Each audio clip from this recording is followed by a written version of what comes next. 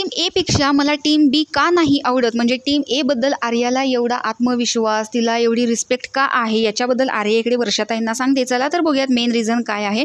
तर आर्या सांगते की पहिलं मी त्यांच्या टीममध्ये होते, आता मी इथे आली. ऑलरेडी मी पॅडी दादांना खूप दिवस पाय वाटत होते. डीपी दादांना तर अविश्वास आहेच, ते तोंडावर म्हणतात की माझं तुझं पटत नाही. त्यावर वर्षाताई म्हणतात की काल पण तसंच बोललेत का? तर आर्या सांगते हो काल पण बोललेत ना, मानकाप्यामध्ये खोटी सदस्य वाटतं कोण, तर आर्या. त्यांचं किती वेळा तेच आहे. मी त्यांना म्हटलं की मी तुम्हाला खोटी सदस्य का वाटते, तर त्यांचं म्हणणं आहे की टास्कमध्ये तू टीमबरोबर नाही खेळत, तुझं एक वेगळंच मत असतं.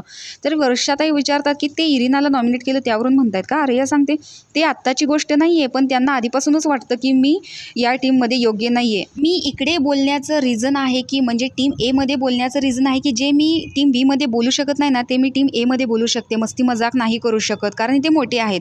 पण तिकडे माझं सेम एज ग्रुप असल्यामुळे अरबाज यांच्यासोबत माझं चांगलं जमतं, फ्री वाटायचं मला. इकडे कसं बिग बॉससोबत मी फ्लर्ट करायचे, ते मी आपल्या ग्रुपमध्ये आल्यामध्ये बंद केलं कारण मला असं वाटतं की त्यांना काय वाटेल. पण या चक्करमध्ये मी माझं सेल्फ रिस्पेक्ट, सेल्फ ओपिनियन, माझ्या टीमवाल्यांना संशय आहे की मी काय करते, याच्यामुळे सगळं बंद केलं. म्हणजे मला परत एकदा सतत स्टार्टिंगपासून प्रूफ करावं लागतं आहे की मी याच टीममधून खेळते, मी इकडचीच आहे.